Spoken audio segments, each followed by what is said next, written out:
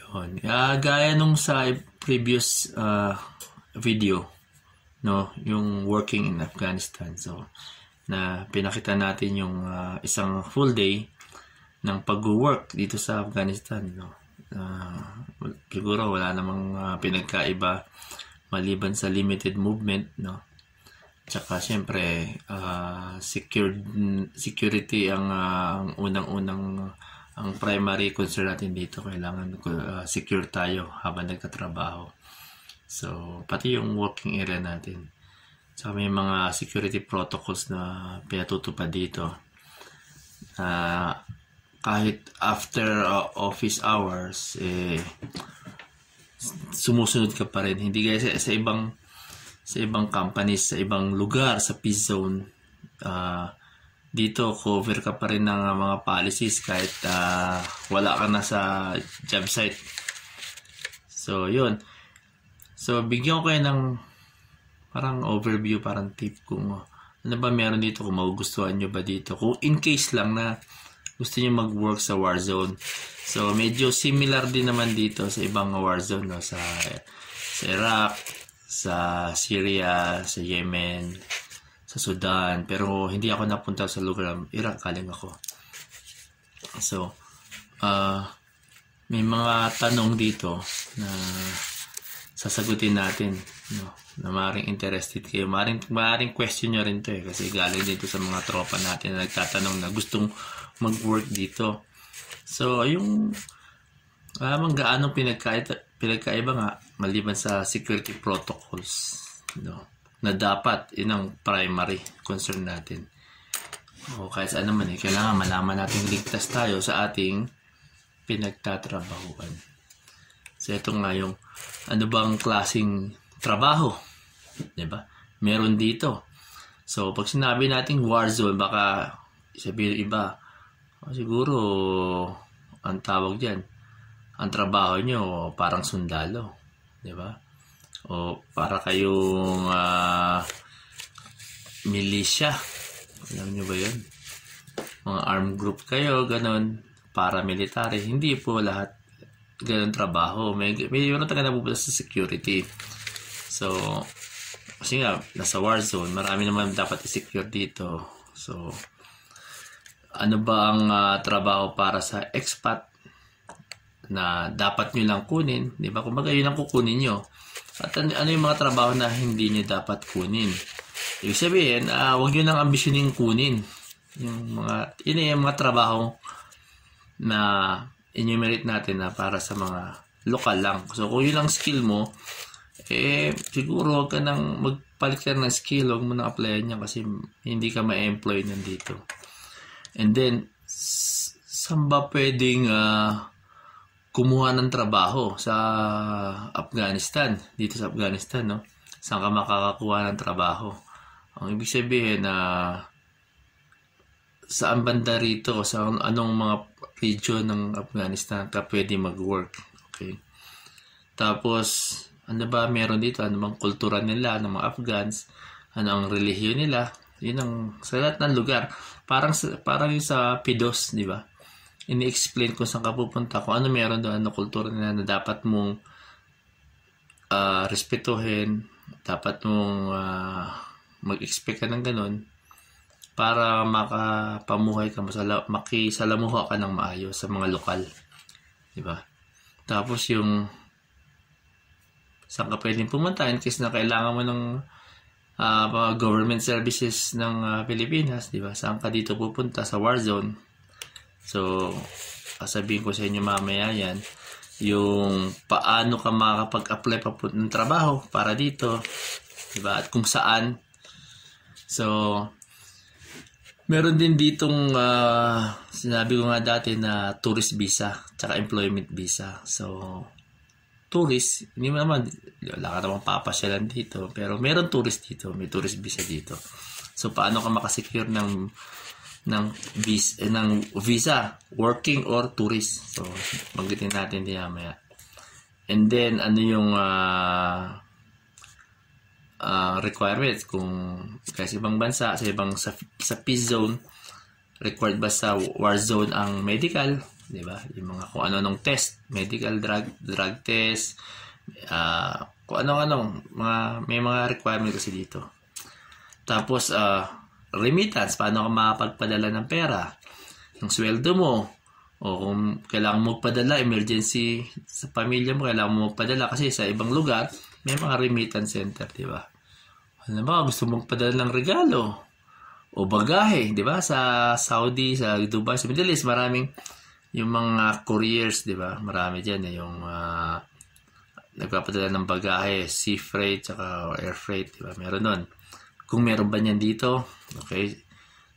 Ano yung mga security protocols na pinatutupad dito sa war zone? Okay, so tatas natin yan. Kamusta ba dito ang COVID-19? Di ba? Ano yung government policy dito? Philippine government policy para sa mga OFW na nandito sa war zone, lalo na rito sa kinalalagyan ko sa Afghanistan. So, banggitin natin yan kung anong meron yan. So, ngayon, ipakita ko rin sa inyo, no, yung kasi may video ko na kasi bawal talaga lumabas dito sa sa compound ng company. Kailangan may permiso ka.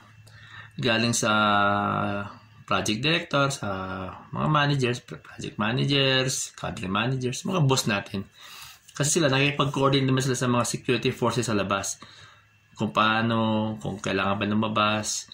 So, bago ka lumabas, papaalam ka sa kanila. Kahit na dyan lang, ako nasa loob ako ng war zone Kahit dyan lang, within the war zone, ikinukuha pa rin yan ng clearance.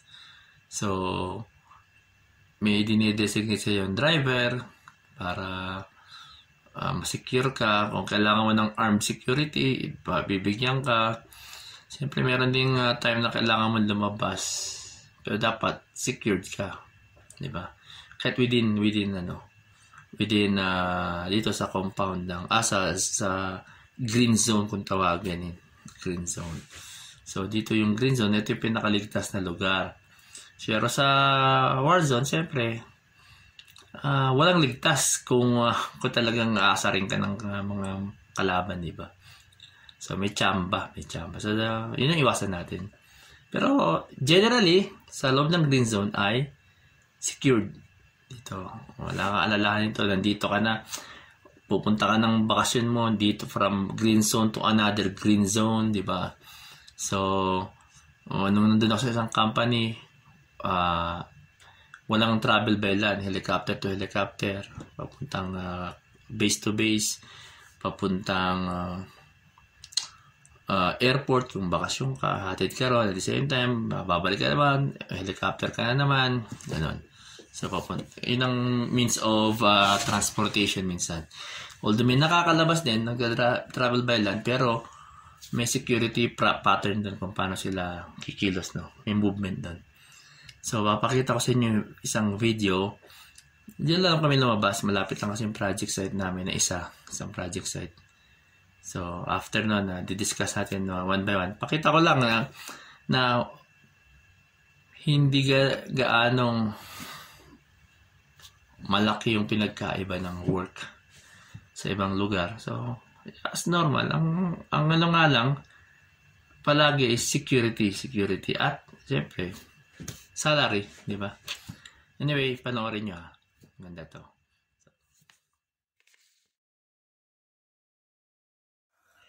Punta kami sa site. Kaya, ngayon lang ako punta ulit na site dahil as usual, kuha tayo ng update kung ano meron natapos din. Minsan minsan nandadaya itong mga, alam mo na, para masabi lang ng mga taga-site na maayos ang performance nila. Yung iba sa report medyo pinakikinis.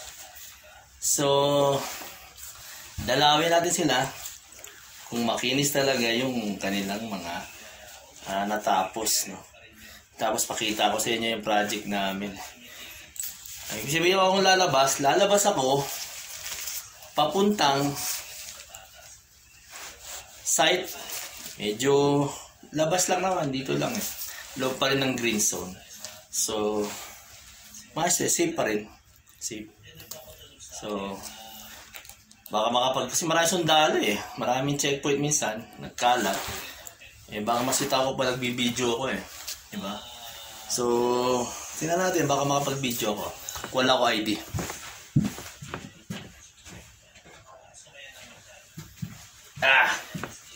Ito. ID. Mas na. Good to go. Diba? ID at hard hat.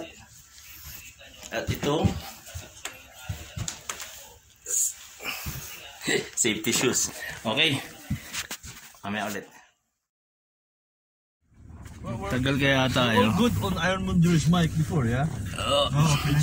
Meron silang We receive the status say and then they change. yeah, they just based on their markup. So the status say was issued to us, We got status A. and then they fucking changed it. Not all, but some the component only. And also this schedule that they sent to us.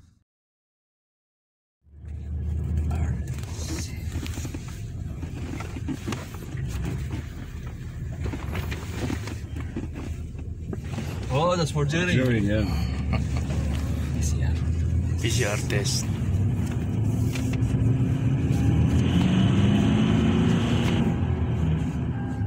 Isipin mo yung ganito, Roy. Tinatablan pa ng paputok, Roy.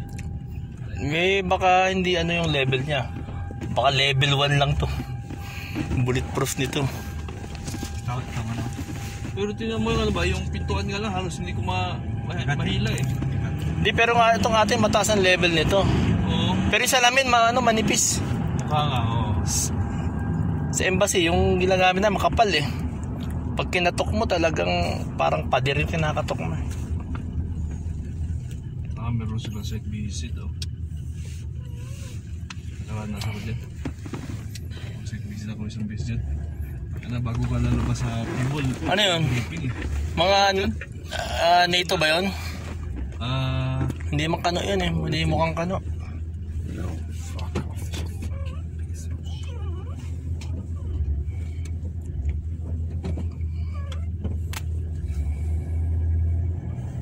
Merong ano dyan eh, may Spain eh. Portugal. Mga dyan sa loob. Ayun, mukhang ano yun eh. NATO, no? Mukhang NATO yung mga ano. Tsaka yung flag sa balikat.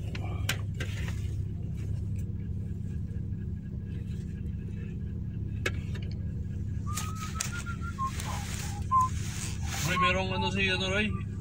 Papakot kay Pablo yung hagdanan, Roy. 125? Oo. Hagdanan? Stereo. Kasi Handrail? Oo, naka-anim na kami. Ganon. Kaya, tuma eh. Kaya tama si Pablo na lang yung ano yun. May pang supplier sila. Ito malaki na itong ating building 3 ah. Kaya, Ayos ah. parang lagi ng improvement na. Hindi naman pala dinivert yung kalsada eh. Kala ko dinivert nila yung ano na nag-excavate.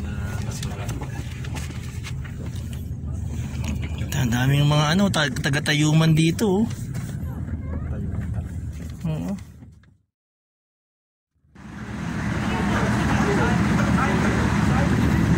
Building 3 yan.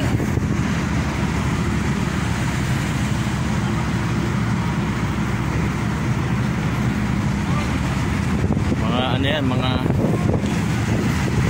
that's building 4. Over there, this building 1. So, papasok tayo ah. Sige. Ano nga, naka-harad. Hey, what's up man? Ito na nga.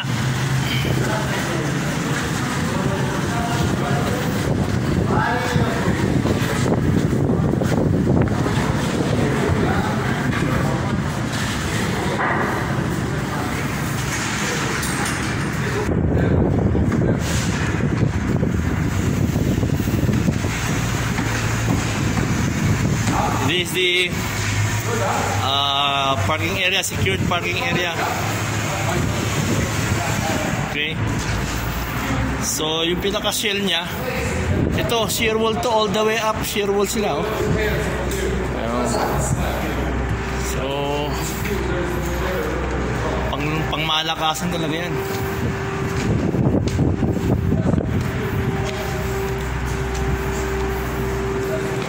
Inauna, yun yung country manager. Ito yung si Mike the architect. Yun si Jen ng PCM. Ako yung artista.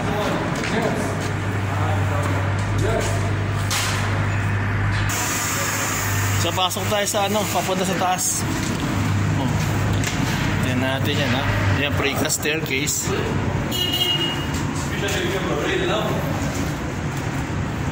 Are we not going to go up, boss? No, it's closed. It's closed? We're going up, but we have to go. Okay.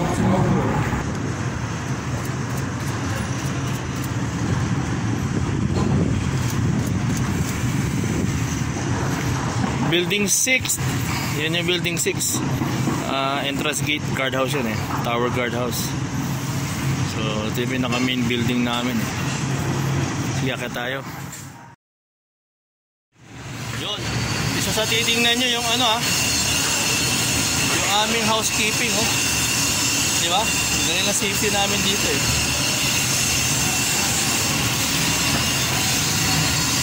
Natin yung mga I'm good, yeah. So, pasok tayo. Yan yung mga safety namin, ha. Matitindi safety dito eh.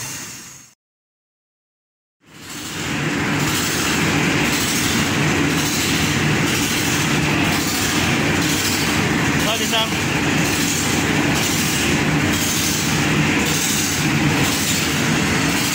So, tingnan nyo yung MEP. Ha? Nag-work ako sa Abu Dhabi eh. For a very short time. So, it's an Indian company based in Dubai, in Abu Dhabi, no? Dubai based siya, pero ang project sa Abu Dhabi. Actually, that was IKEA project. Hindi ganyan sila maglatag, hindi ganyan.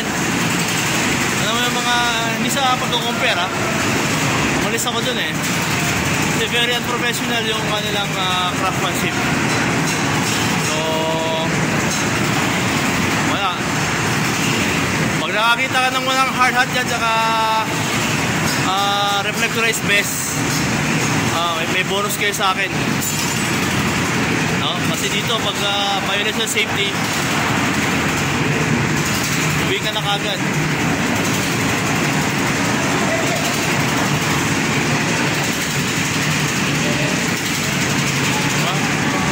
Gaganda.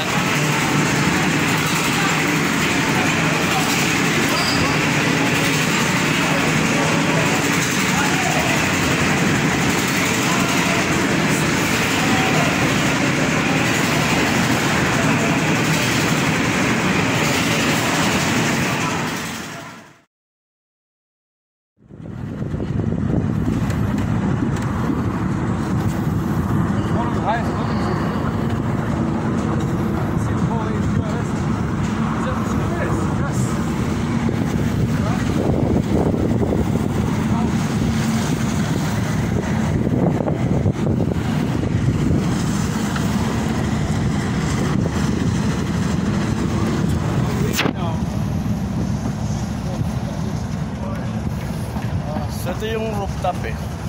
Last level is the parapet here.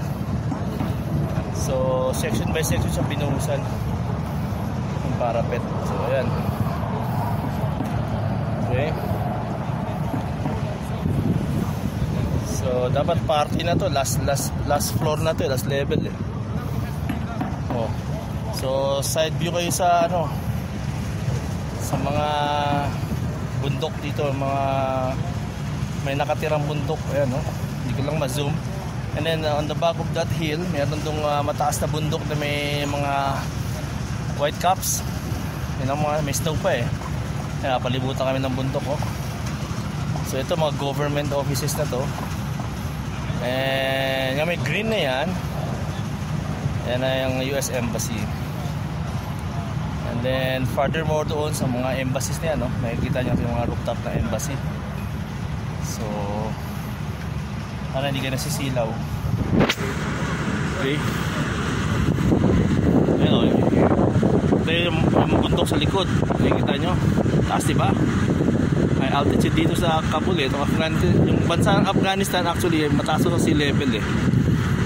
So yung summer dito hindi ganun kainit.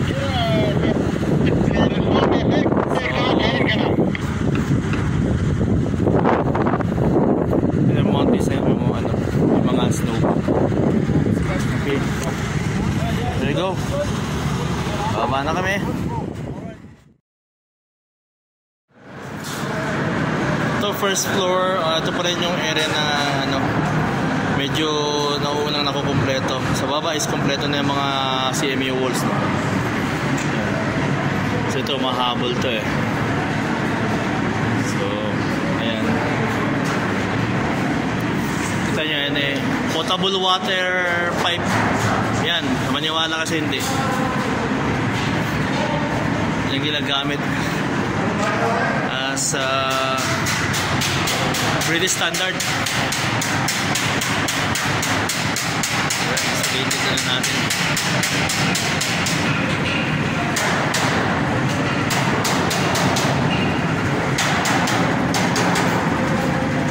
So yung aming safety ay naka-white, si Steve Watkins. So siya ay British national. So supervise to ng mga puti.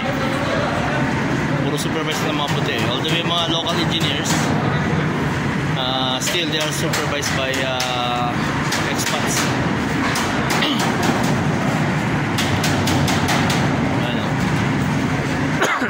Di uso rito ang face mask kasi lahat sila hindi lumalabas ng kampo yan, ng labor camp. Pag PCR yung mga yan. So uubuhin ka rito dahil siguro sa may dust pa may may mga ligabok.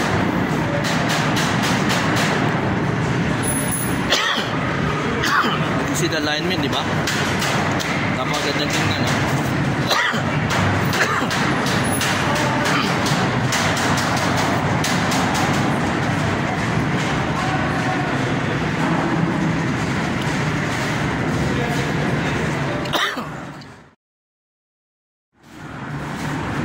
So yan, bukod sa pang natin to, pang share ko sa inyo to, ito ay documentation din namin for this particular day na ito yung aming inabutan dito. So double purpose, diba? Okay.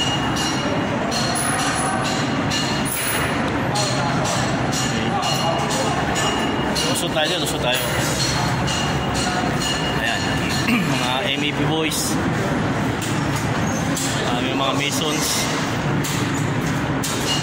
So yung mga red hats, general labor yan. So yun ang aming electrician, skill yan. Okay, so far so good. Actually kung mapakita ko sa inyo yung schedule, ahead of schedule kami kaya yun ang isang maganda dito, nakakatuwa na matapos kami ng maaga. So, pero kasi ibang project tinatagalan talaga nila walang kasunod, natatakot na mawalan ng trabaho. Pero sa amin dito meron naman kami mga nakapila na projects.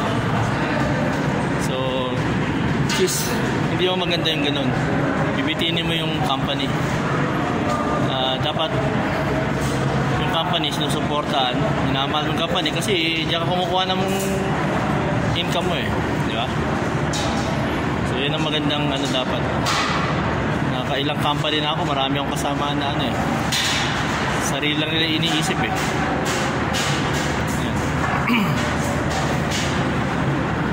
hindi dapat mag-perform kayo ng maayos, lalo sa construction, para may pakita sa mga ibang clients na ito kayo magtrabaho maganda, di ba? maayos. Alright, sige.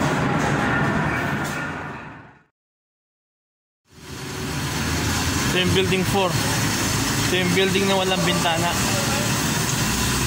Intentional design, walang bintana. Sarado. Oh. It's close? Where? Okay, pull daw, pull. Oh, pull. Lahat mo.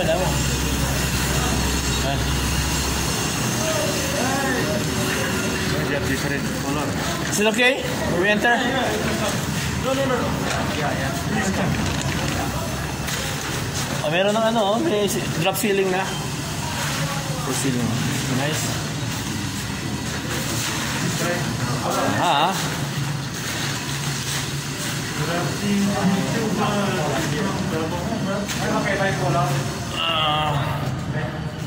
So, as you can see, ito yung mga rooms dito. Kasi ito ang gagamit nito ay ang mga forcer ng Afghanistan.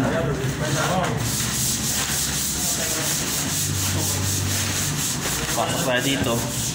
So this is room 5. This is toilet. Toilet din, room consideras. Yes, may mga sakay natin to. Ano meron dito? This is another wet room.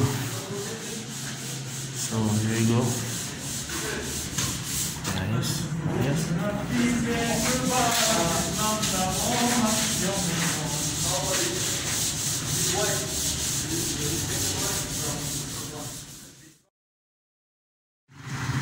Ito yung building 6 namin. Building 6 ay entrance gate. Nandiyan yung mga guardia, mga armed security. Okay, heavily armed actually. And that's building 3. Ang wala dyan yung isang sa dulo ay building 5. Refurbished lang So dito may lalagay ang aming permanent power generator substation. Ito yung gate. Nakaroon ng gate din dito. Okay, yung building 1. Ito yung building 4. Ikot tayo. Ito ay trench para sa mga cables, electrical cables.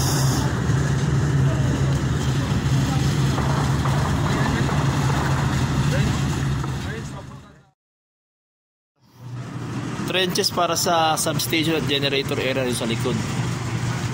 Okay, so ito yung mga trenches niya. Dadaan yung kable. May cover siya na grills. So basically itong area na tinatayo ang magiging control room. Ito yung mga malaking panel boards. Magkakaroon to ng partition dito And then pakita dito, ito ang mga rooms. Magkakaroon ng rooms dito. So ito yung loob ng building 3. Sa likod ng pader na yan ay vehicle bay area. Kasi parang ngayon ang repair shop naman parang motor pool sa likod niyan. Kakabuhos lang nito no? Isang araw.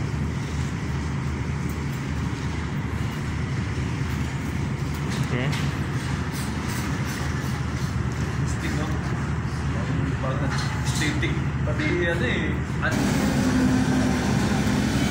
Yung drainage, storm water. So ito na nga yung bay area. Vehicle bay area. Lalim niyan ay pababa, pit yan pit. Para sa mga under chassis. Ayan. Ano?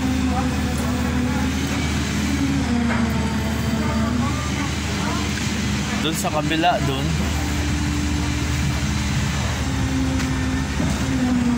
ito ay backside ng building 3. Yung kabila ro, another room. And adjacent to that side, then yan, yung side na yan ay wash point sa likod niyan. Okay. Yan yung building namin na malaki.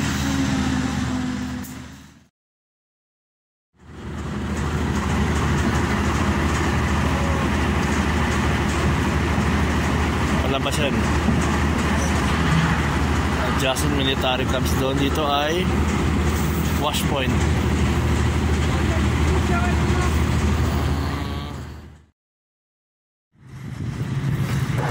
May sliding gate, armored yan eh.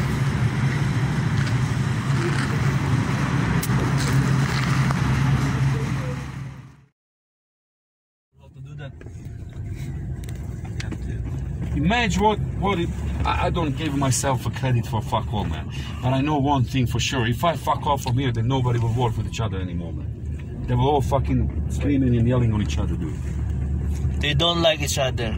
It's not. They don't like. They like me. No, there's 2 PMs. But no, listen to me. They like me. The reason why they like me, because if something is wrong, you don't tell them and you don't go and tell them, fuck off, this is fucking wrong, you have to remove it. You come and you explain it to them why it's wrong. You know what I mean? You talk to them. You explain it to them like we did. Yeah. This is the reason, that is wrong, and that's how it's supposed to be done. But not fucking yelling on each other and just blaming each other. I don't give a fuck whose fault is it, man. I don't care, man. I don't care. Tapos din. So, alis muna tayo ng PPE. At nakakailang tong tapos din, and then tapusin sa yung trabaho din sa office. So, daming doon issues sa aming site. Tapos balik sa kwarto, and then ang tawag dyan, magkakape ako. Tapos na yung ating isang araw sa, di ba isang araw, kalahating araw dun. So, dito sa site, sa kape yan. Ay, sige, magkakape muna ako. Alright. Hapon na, it's 5 o'clock already. Bye. Bye muna, close ko muna to. So yun, kita nyo no, yun yung project namin na ang client ay UK based, tapos ang end user nun ay local forces. So hindi na natin na ano yung technical ng lugar ng project, diba? Pero siyempre yun ay inline sa kung paano nila gagamitin yung kanilang facilities. So yung katabi na may importanteng function yung kapatabi naming kampo. May importanteng ano yun na hindi natin dapat i-discuss. So sa pag nandito kayo, napunta kayo dito, marami kayong makikitang malalaman, i-educate kayo sa pagdating sa kung ano ba yung buhay ng mga nandito in relation to the kalaban, diba? Kung paano sa kanila tinatanggap yung situation nila, diba? Parang okay naman sila, diba? Merong dapat mong kawaan, meron din dapat na hangaan, diba? Anyway, ang unang tanong doon ay, anong trabaho ba ang meron dito sa Afghanistan? Tingnan mo kung para sa'yo to, kung meron ka makukuha. Unang-una, ang trabaho dito, war zone, security related na trabaho. So, may mga nangailangan dito ng K9 handlers.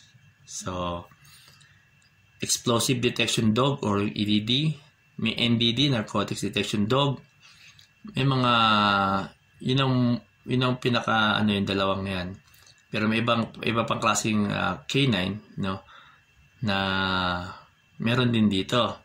So meron mga attack dogs, mga security dogs, na mga ganun. So kung may talent ka at certified K9 handler ka, pwede ka dito, no? Meron din dito nagkakandak ng trainings, no? Yung mga instructor Filipino din iba. So, kung certified handler ka, punta ka dito. Pero hindi ka pumunta basta dito, Mamaya discuss ko, hindi ka pwede pumunta basta dito. Okay? So, yun. Security. Armed security. So, siguro kung licensed security, kasi sa atin iba yung weapons ng security guard doon, no?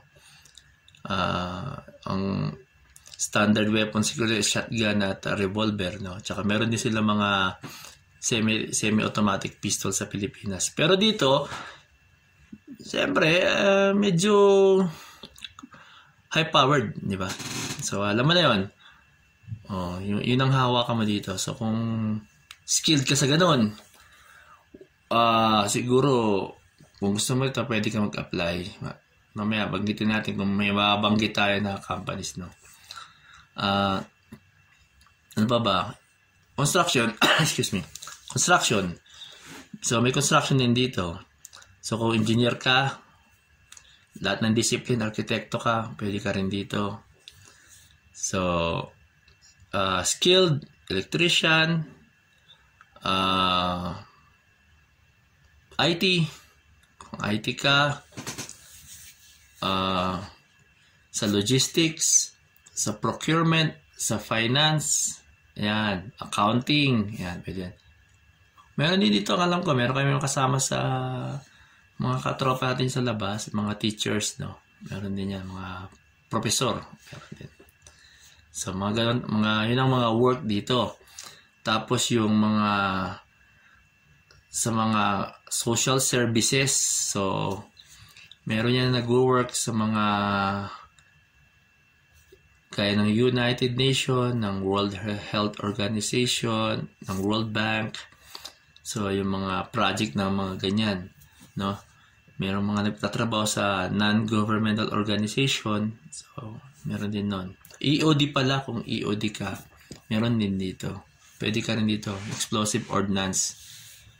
So, kung EOD ka, IORA, no? Yung Explosive Ordnance Recognition Agent, kung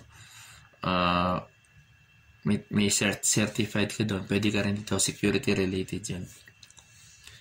And then, yun yung mga trabaho, no?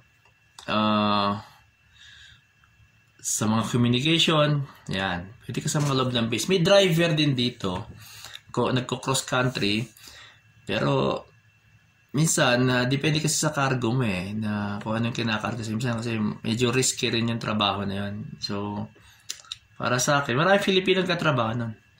Pero para sa akin, hindi ko i-recommend sa inyo na mag-work kayo ng ganon. Kasi risky rin yan. So, pero pwede, meron dito nagkatrabaho nun. And then, yun ang mga trabaho sa expat, no? Sa mga tulad natin. Tayo tawag sa atin dito, yung iba tawag sa atin TCN o OCN, Other Country Nationals, Third Country National yung TCN. Pero consider tayo as expats. Depende sa military base na kinaroroonan mo. Meron kasing military base na ang kino-consider lang yung main, no? Yung main na may hawak, no? Kung US, sila lang expats. And the rest of nationalities, third country na. At yung LN, yung local national. So, meron namang ibang base na lahat kayo. Basta hindi kayo LN, expats kayo, di ba? So, tayo, expat din tayo rito sa Afghanistan. And then, kasi, kaya, ano pinagkakaiba ng expat sa LN, sa TCN, sa privileges. Kasi may, siyempre, hindi mawawala yun, mga merong, pagdating sa badges, no, medyo may color coding yung badges So, pag expat, meron silang mga, lalo na kung sa bansa nila, yung base na yan, o kaya yung embassy na yan, so, mas privilege yung citizen nila. Maraming pribilehiyo. So, kung hindi ka taga doon sa bansa nila, hindi ka citizen doon, medyo less ng konti. Hindi mo natawag na discrimination, no? O racism, walang gano'n, walang ganong bagay. Privilege lang ng siyempre, kasi may mga protocol, may security protocol na sinusunod. So, yung embassy na pinapasukan mo, hindi ka basta-basta gala ka ng gala. May mga zone na hindi ka pwede ron. May mga activities na hindi mo pwedeng gawin. Di ba? Puro yung citizen lang nila ang pwedeng gumawa.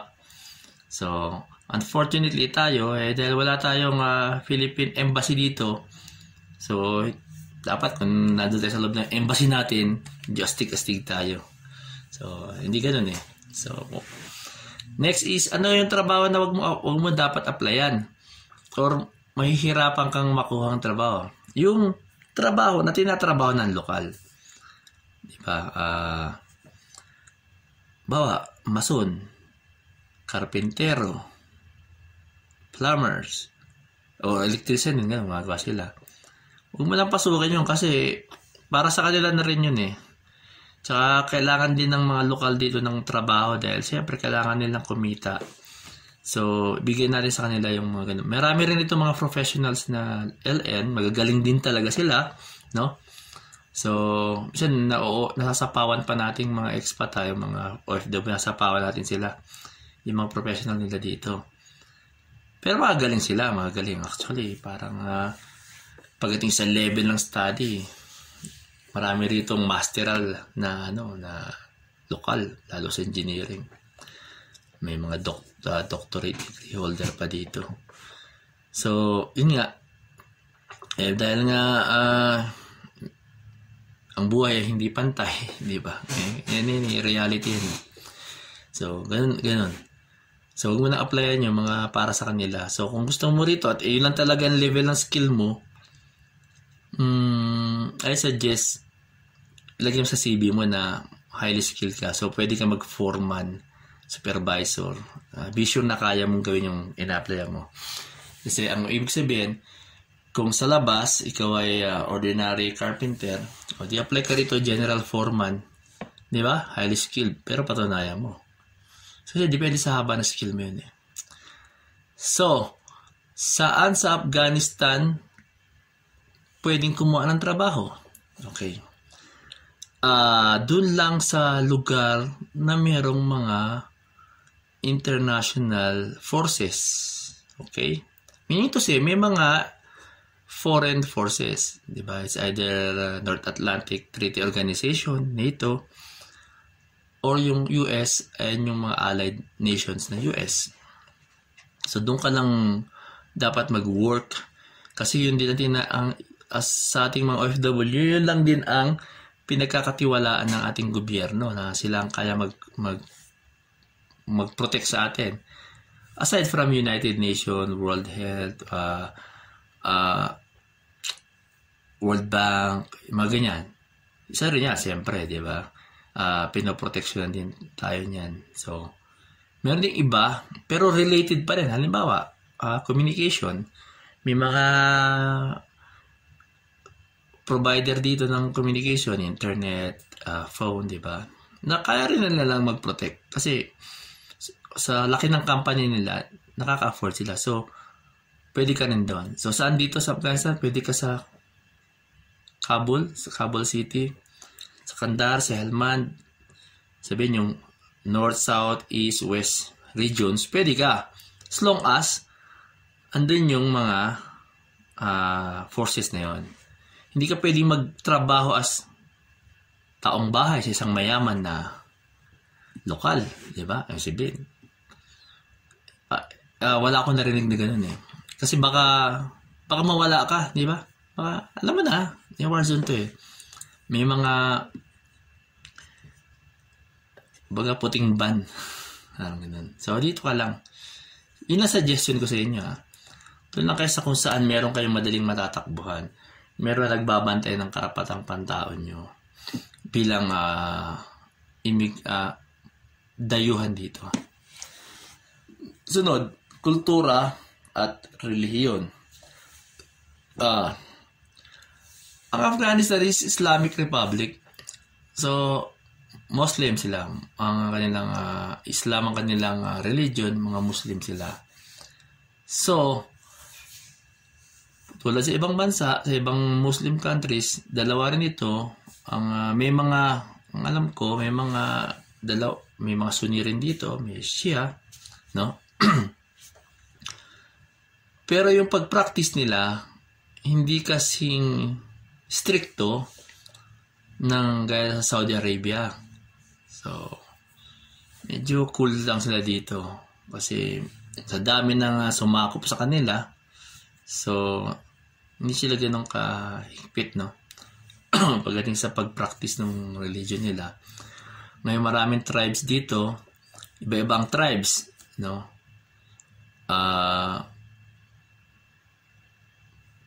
Pashto, Hazara, lahat sila, okay. Basta meron sila marami rito. Merong Bamyan, diba? So, bawat tribe, iba-iba rin yung kanilang practice ng ng way of life nila. So, marami kayong madidiscoveran dito na kulturang kakaiba. Pero normal lang yun, kultura nila. Kumbaga, hindi mahirap intindihin, walang sikreto. Igalang, di ba? Respetuhin, respect ang kanilang cultures and religion. You have to respect them. And then, lalo dito, dapat magrespeto ka. Di ba? Baka magkamali ka ng niloko-loko mo. Kalaban pala, di ba? So, yun nga, respect mo palagi sila. Huwag ka mag-offer ng something na bawal sa kanila. Okay? At isa pa pala, yung tayo mga Pilipino, may tayo magturo di ba? Ng language natin. Napagtanong, how do you say I love you in Filipino? Di ba? So, imbis na sabihin mo is mahal kita, yung ibang Pinoy ginagawang kengkoy, di ba? Iba ang itinuturo. Alam mo na, kabastusan, di ba? So, diretso nga na kabastusan ang tinuturo ng ibang Pinoy sa ibang lahi. So, kaya pag may dumating na Pilipino na hindi sanay, biglang babatiin siya ng pabastos. Which is hindi naman alam nung lokal na bastos pala yung itinuro sa kanya. Igipanggiglit niya. So, yun ang kalokohan ibang OFW. Anywhere, no? Lalo yun sa Saudi. Sa Dubai, di ba? Ang tinuturo nyo, kabastusan. Tapos, sasabihin ngayon nung ibang lahi, lalo sa babae, yun ay panggigrit niya. Tapos, kung hindi game yun, di ba? Yun ang kalokohan natin, kalokohan ng mga Pilipino.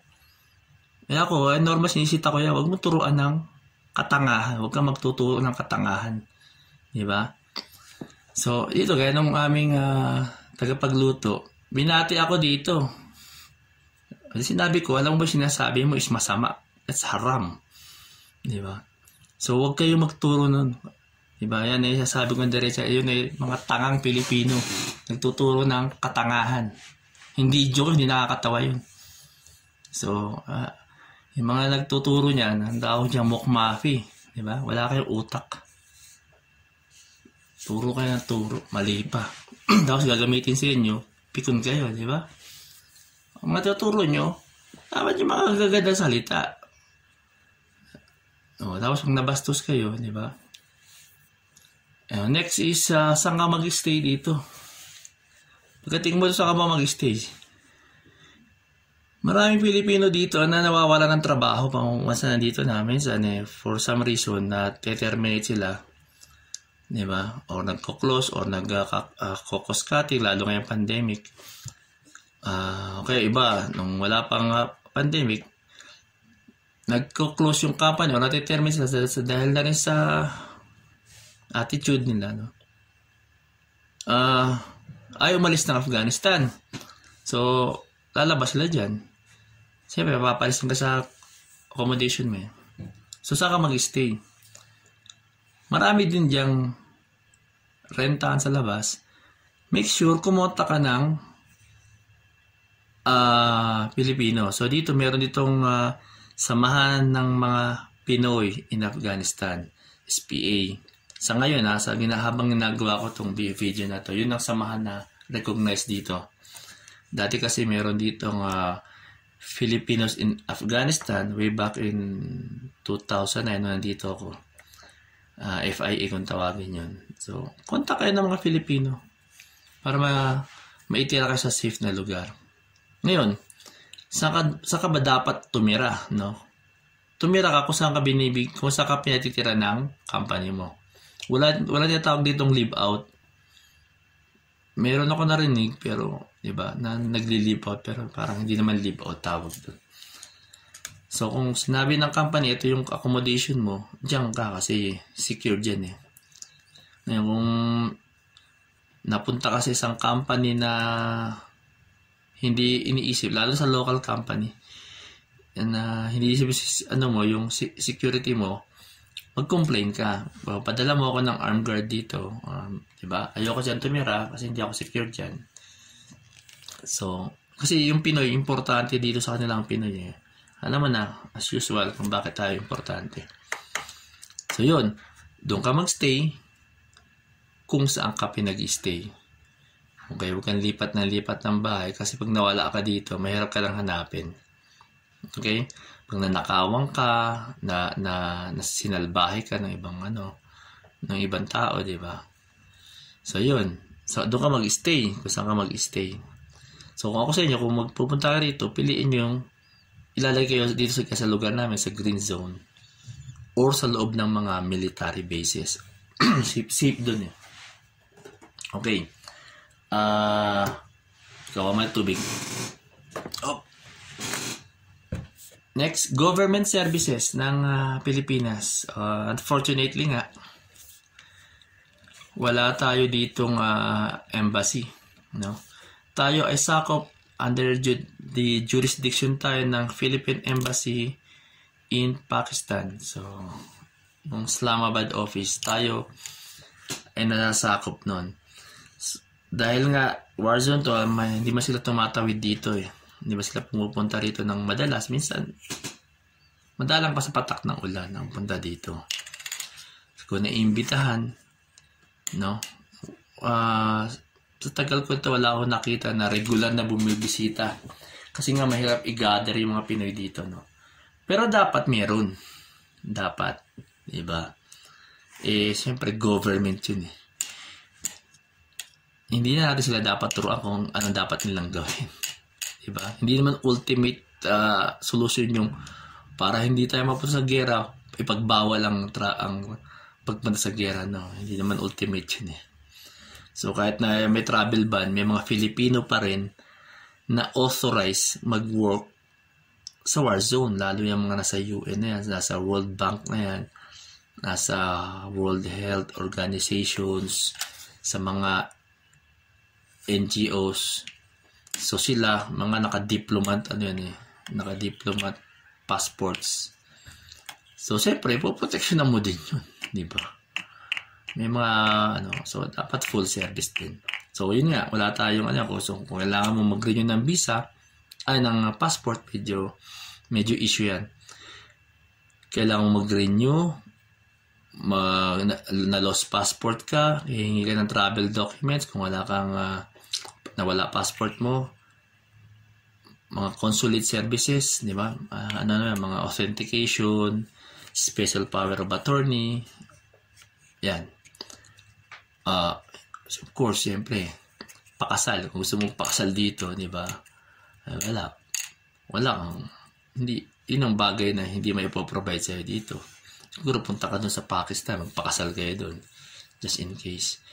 Yung mga, so far, wala pa ako nabalitaan ganun sa war zone. Kung kailan war zone, doon pa kayo magpapakasal. At wala rin doon nanganak. Meron ba? Parang meron. Pero, inuwi na lang, binigyan ng travel document, doon siguro yun na nilagyan ng dinokumentohan yung mga birth certificates o ano man. So, yun. So, walang in-impose na travel ban dito sa Afghanistan so far, no? Before meron. Sa Iraq at sa dito, at sa ibang war zone, may travel ban ng government. Pero ngayon, walang travel ban, pero sinasabi ng government natin na high risk dito. So, hindi ini-encourage at walang authorized na placement agency anywhere in the world na mag-recruit at mag-deploy ng Filipino dito. Wala. So, kung meron sa inyo nag-recruit, apply ka doon. Mapadala sila. Wala yun. Bawal yan. Wala ditong individual na nag-recruit. Si Mr. ganito, magpadala ka ng CV. Recruiter lang papunta Afghanistan. Wala akong gano'n dito. Kung meron man ang hingi siya ng CV, yun ay direct hire ka ng company. I-recommend ka niya, direct hire ka. No? Pwede yun. So, yun nga, dahil nga walang travel ban, hindi tayo, sa akin lang, sa opinion ko, hindi tayo pwedeng sabihin na buti nga, dinadalaw-dalaw kayo ng ano dyan eh. Kasi alam nyo nga, bawal kayo dyan. So, hindi tayo bawal. No? Hindi naman walang proper imposition ng travel ban. Sinasabi lang, kasi nga nakakakuha kami ng OEC o yung Overseas Employment Certificate sa POEA. Sabihin, allowed kami. Depende nga kung nagbakasyon ka, submit ka na doon ng mga documents na nire-record na at kailangan mo mag-physical appearance, no? Physical appearance ka doon sa POEA, main office or regional, para makabalik ulit dito. So, sabihin, hindi tayo illegal. So, legal tayo rito. So, dapat full service din tayo pagdating yung mga consulate services. Hindi na dapat tayo nahihirapan kasi nga warzone na nga ito eh, di ba?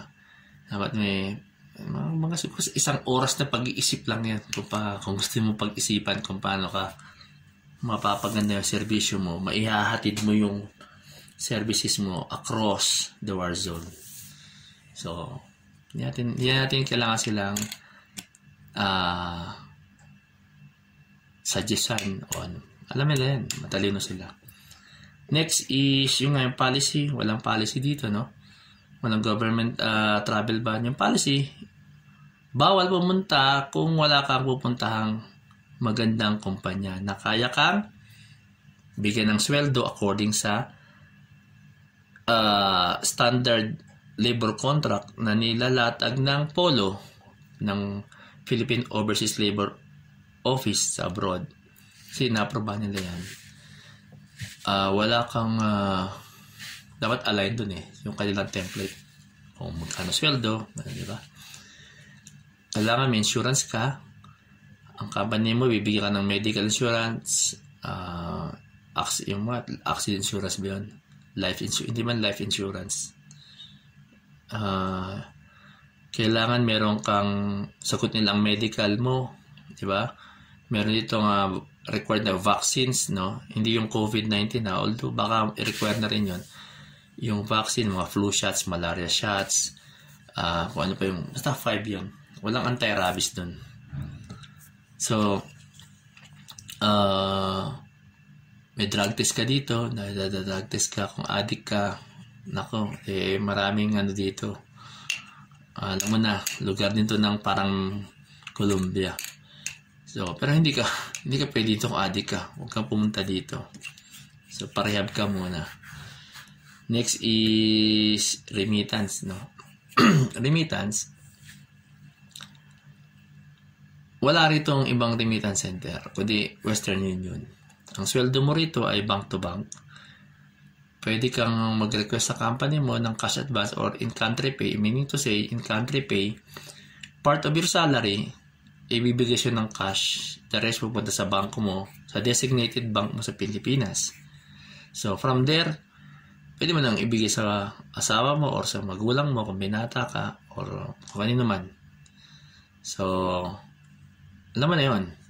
Pwedeng bank to bank, pwedeng bank ng asawa mo para direct na lang siya kukuha. So, yun yun.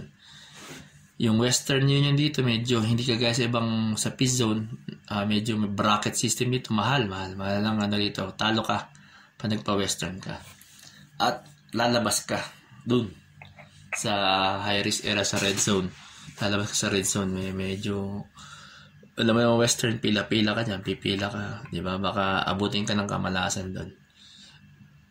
Pero gano'n din ang serbisyo, nakakarating naman na after ilang oras nandun na sa Pilipinas.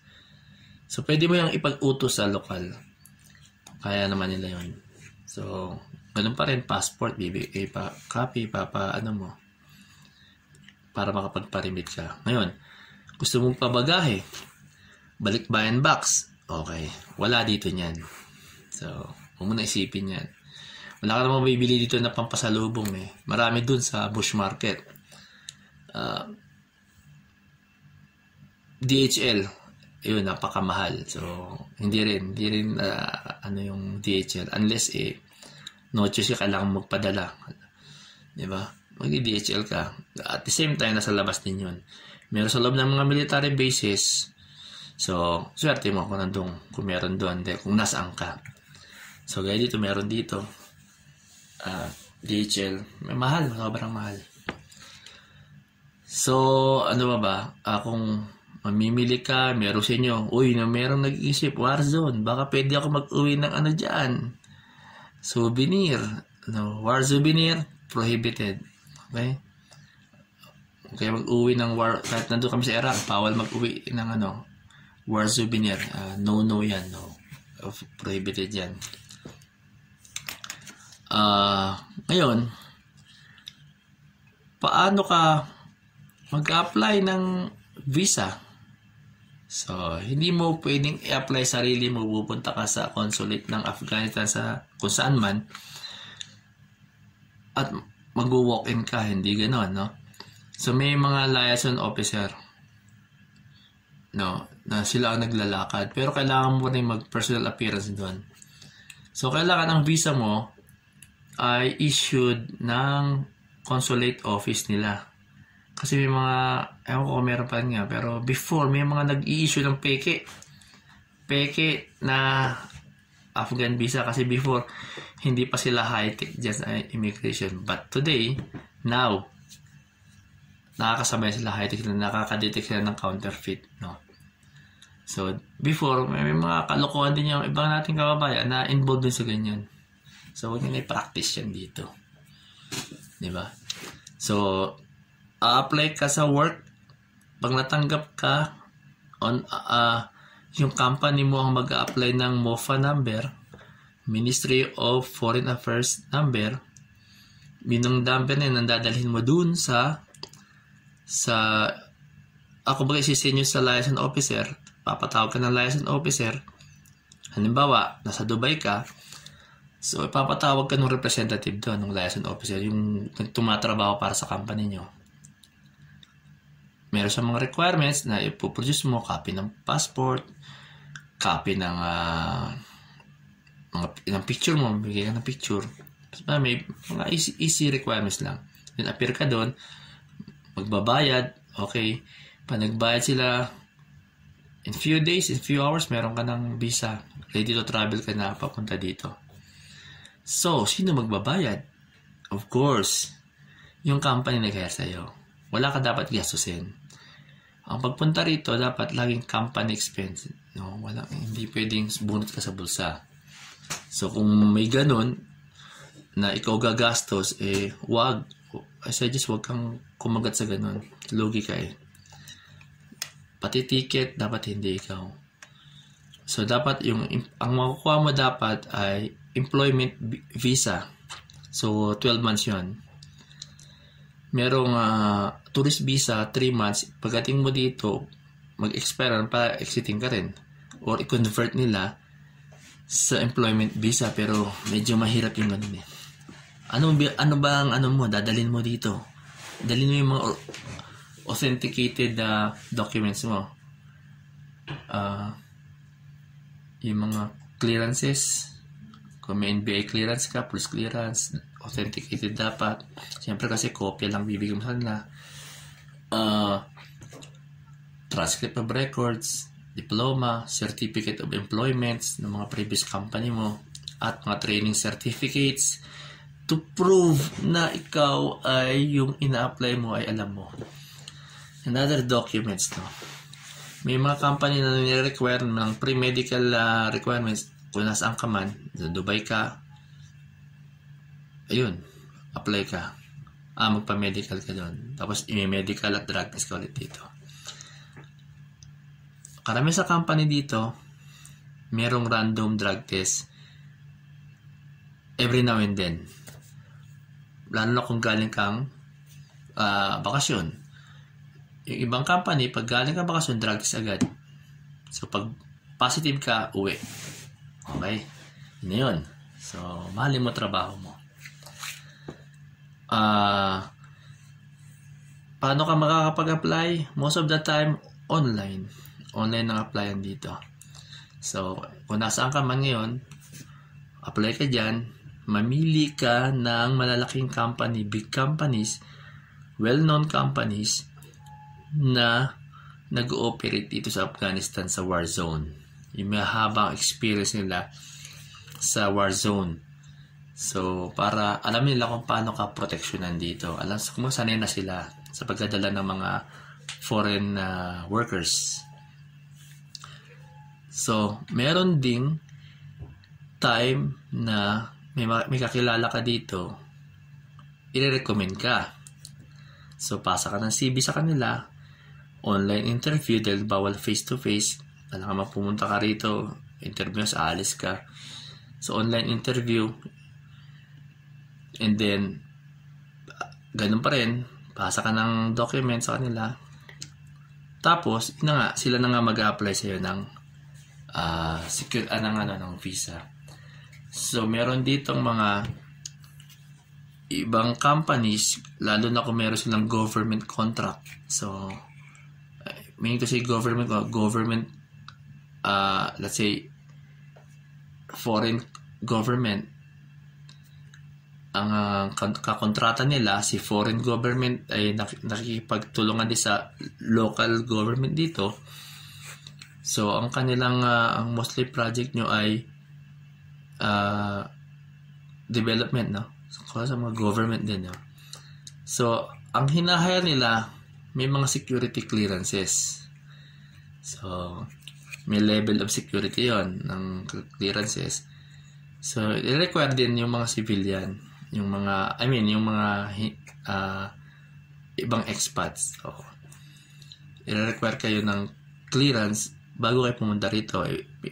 Yun yung iba background check kayo thoroughly. When I say thoroughly talaga. Titignan ko sino kayo sa Pilipinas, ano kayo doon, ano ba, totoo ba yung mga pinapasa mo, ano ka ba sa kapitbahay mo, may record ka ba, criminal record ka ba, may mga motivation ka ba para gumawa ng crime dito, ano mo ba yun? Yun, i-clear ka nila. So, may mga ganong company. Ano yung malalaking companies? Mga military contractors, government contractors. Yung palang pwede kayo magtrabaho ng mga avionics sa aviation, no? Aircraft maintenance, helicopter, avionics, fixed wing, tsaka yung rotary avionics, no? Yung avionics, generally, avionics, tsaka aircraft maintenance, aircraft engineers, pwede kayo dito. Piloto, yan, may mga pilots dito, civilian pilots, pwede rin kayo. So, ang pilot, marami akong nakita ay rotary wings. So, pwede kayo dyan. So, alam niyo na, kung piloto kayo, may ratings yan, di ba? Kung pasok kayo sa mga heavy lift na rotary. So, doon pwede kayo. Yun na nga. Ano yung mga pwede mong applyan na companies? So, pinuntahan ko, PAE. Taka dyan. KBR. Floor Daniels, Dynecourt. Yun lang ilang mga kilala kong companies. Pero marami. May mga ganong level, di ba? Black & Veatch. Ano ba? Madami yan Dati kasi nung marami. Pumunta kayo dito sa Kepi sa amin. Pumunta kayo. So, yun. Sa ngayon, wala pa kaming hiring. So yun, yung continuous hiring marami, yung malaking company, binanggit ko. Kasi ito, meron dito kumukuha ng government project ng 5 years yung program ba. Meron dito niyan. When I was in Iraq, LAGCAP 3. No. LAGCAP, Logistic Augmentation, Civil Augmentation Program 3. Hanggang naging, alam ko, LAGCAP 5 na ngayon. So doon, Operation Iraqi Freedom dito, Operation Enduring Freedom, OIF doon. Iraq. So yun. Ano ba ang pwede nyo tanong sa akin? Kung parang, okay, pasok dito sa Afghanistan. Okay, kasi nga, Warzone pa na hindi kayong, although hindi ito yung tulad sa movie na baka isipin yung Warzone, tumatawid ka sa nagpapalitan ng nagbabarilan. Siyempre, hindi ganun. Every now and then, meron ditong explosion, MIED, IED, VIBED. Okay. Magnetic. Yung MIED is Magnetic Explosive Improvised Device. Vehicle borne. Ordinary IED. Okay. Yan yung mga, dito, merong ambush, merong attack sa personnel, attack sa vehicle, attack sa convoy. So, iba-iba. So, pero nakahandle naman yan ng mga local at international forces. So, meron kaming, sa isang video, pinakita ko, di ba, meron kaming may mga sensor dyan, may mga camera dyan, may mga computer dito. Computer na nagde-detect ng mga kung saan ang source, saan nagmula, originator ng mga attacks. Hospital, marami hospital dito. Pero siyempre, hindi nyo papangaraping ma-hospital. Ang Medivac, sa Dubai or sa Germany, ang Medivac. Ito pa ba? Parang yun na lahat, no? Yun na. So, kung meron kong hindi na-touch, comment nyo, no? Baka sa next video ko, kasi siyempre yung video, pag nag-post ako ng hiring, diba, or hindi man ako nag-recruit kung gusto ko lang kayong matulungan, pag nilagay ko sa baba, baka tanong kayo after 2 years, siyempre wala na yun. Ay, sa pa pala,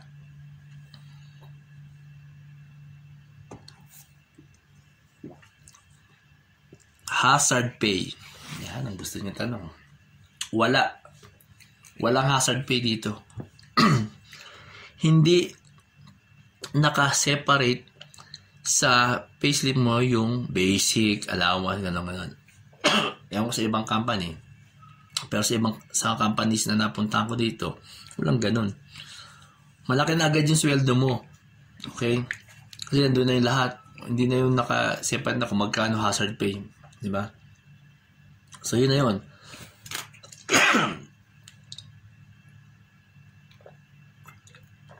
Kaya pa nang in-interview kayo, huwag kayo magtanong ng hazard pay. Pag in-interview kayo,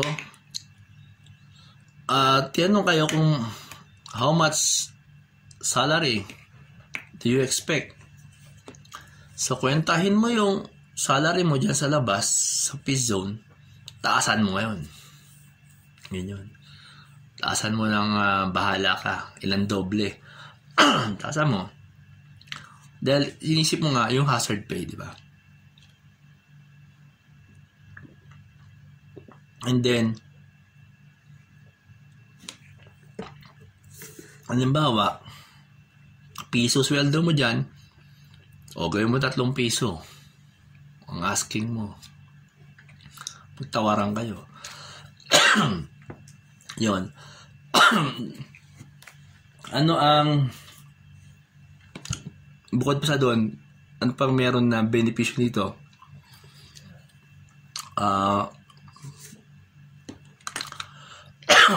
Wait. Kung matialam muna ko, wala akong COVID. So yun nga, dito ay other benefits, libre lahat. Meron kami DFAC, dining facilities yun. Requirements yun sa bawat company, no? Kailangan may DFAC. Kasi nga, hindi ka mo pwedeng kumain sa restaurant sa labas, araw-araw, or ano man. Hindi ka pwedeng mamalengke at ikaw magluto. So, hindi uso rito yan. May dining facilities, may MWR facilities. So, ano yun? Moral welfare and recreation. Ano laman nun? Gym, TV room, gaming room, iba, inuman room. Meron. Sports, nandun yun. Facilities. So, MWR yun. Accommodation, solo-solo dito. Ano kasi iba, pero mga tropa ating Pilipino dito ay solo-solo room. Kung magdoble man kayo, hindi kayo magka-double deck, no? Hindi uso rito yun. Bawa, isang malaking room, dalawa kayo, may privacy pa rin kayo. So, gaya nitong akin, ito ay LSA wet container kung tawagin dahil meron akong wet areas. Yung dry container, wala kang wet areas. So, most of the time, yung dry container, pang ano lang yan pang ginagawang office. Kaya ito, LSA, mayroon kang shower room, may toilet ka, may bedroom ka, tapos konting space para kung gusto mo mag-work, para sa iyong computer. Madalas dito, merong kung saan ang room mo, doon ka na rin nag-work, no? So, parang nasa work from home ka, parang ganun. Kahit nung wala pang pandemic. So meron kami office dyan. Nagdadala na ako ng trabaho dito kung may natitira akong workload. Dinadala ko sa bahay, sa room. Ang bakasyon dito ay, okay, merong every 3 months, 3 month cycle, no? 21 days, iba 1 month. Merong every 4 months, merong every 6 months. So, walang nagbabakasyon dito ng once a year. As para sa no? Pero, tagal ko na dito, walang ganun. Na every 12 months, wala. Pinakalugi mo na yung every 6 months. Parang twice a year ka lang. So, dapat paid vacation, ticket mo libre, back and forth, renewal of visa, lahat ng processes dapat libre. Wala kayong sabihin na sagot mo ang renewal ng visa mo. Walang ganun dito. O sagot mo one way pabalik sa company. Walang ganun dito. Laging sagot nila. No? Paid vacation. Dapat paid vacation. Most of the time ay 21 days ang alam ko So, iba nagbibigay 30 days vacation. Hindi kasama ang travel time doon, no? Sa 21 days. Ayun. May mabibili ka ba sa labas? Marami. Yung mga hindi nga lang high-end, di ba? Laptop, computer, cellphone, meron sa labas. Second hand, meron din. Brand new, meron din. Damit, marami. Kaso, hindi yata yung tipo na nagugustuhan natin, no? Dagdag ko lang, dito pala, as part ng security policy, meron kayong individual Kevlar, helmet, tsaka vest, no? Level 5. Yung iba, level 3. 3 hanggang 5 ang Kevlar dito. In-issue ng company yan. So, huwag nyo iuwi. Kasi mas kailangan dito yan. Huwag nyo iuwi.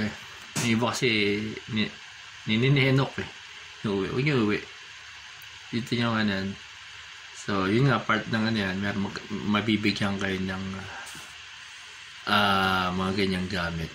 So, kailangan lagyan nyo ng tag, yung name cloth, nakalagay ang blood type nyo, alam nyo na kung bakit. So hindi ko papakinisin yung kwento, So, meron ding, kaya nga may Kevlar eh. So, just in case, may mga ano rin dito. Hindi rin maiwasan dahil nga war zone. So, hindi ko naman sabihin na, uy, maganda dito. Hindi, meron ding, ano nga, yung adventure pagdating sa attack-attack. Makaka-ma-attack ka. So, dahil madalas din sa labas, lagi nasa report yun eh. So, yun. At yung mga office gadgets mo, huwag kang magtaka pala dito. Yung pag nasa military base ka, bawal yung Android, yung mga may camera, yung mga may GPS. Magtaka ka, ba't pinagbababas mo, dinidiscriminate ka? Bawal sa loob yan. Yung mga yan, bawal. So, yung personal computer, personal laptop mo, bawal yan eh. Meron niyang permiso na sa LOI mo minsan yan eh. Kung ano yung allowed ka na dalhin. Kahit na USB minsan bawal. Kung ano yung mga security protocols nila yan. So, huwag kang magtaka dyan. No? Huwag kang pag hinire ka, saan ka magkatrabaho sa loob ng military base, ask mo agad. Pwede ba ako magdala cellphone, personal cellphone ko, personal laptop. Tanongin mo agad magdala kasi magulat ka biglang kumpiskahin. Di ba? Yung iba dinidestroy, yung iba naman hino-hold hanggang sa muling pagbakasyon mo, or pwede mo na ipakuha sa manager mo, safekeeping nila kasi bawal talaga. Kasi sa amin hindi, sa green zone hindi naman. So ang mga gadgets ay provided ng company. So may pa cellphone dito, may pa laptop, may pa na pwede mong gamitin as personal mo din. So, ganun. So, okay, magugulat, baka mapunta ka sa loob ng military base, biglang kumpiskahin yung mga kung anong gadgets niyo. Bawal kasi yun, bawal. Nasa policy nila yan. Minsan, namimiss na ang employer na explain sa inyo yan. So, pag travel nyo, pagpasok nyo, oops, kinuha yung ko, bakit kaya? Ayun. So, kasi nga, military zone, war zone, may nagbabawal yung mga ganun. So, yun lang, isa lang sa karagdagan ko yun. So, pag dito kayo, mag-ipon, hanggat hindi, kasi wala naman kayong pupurmahan dito. Wala naman party pupunta na kailangan job forms ka. Hindi naman. So, yung budget nyo sa pagiging job forms, ipunin nyo na lang. Yun. So, yun na lang. Tapos na tayo. You know what to do. You know the drill. Subscribe, like, comment. Tapos, yun na. Hit that notification bell. Kalembangin nyo. Okay? Next time, lagay nyo kung anong gusto nyo ipag-usapan natin. And next time, meron ako i-discuss ulit sa inyo na magiging makatulong sa inyo dito. Helpful pag nandito kayo. Okay? At kung gusto nyo pumunta. Okay. Bye-bye.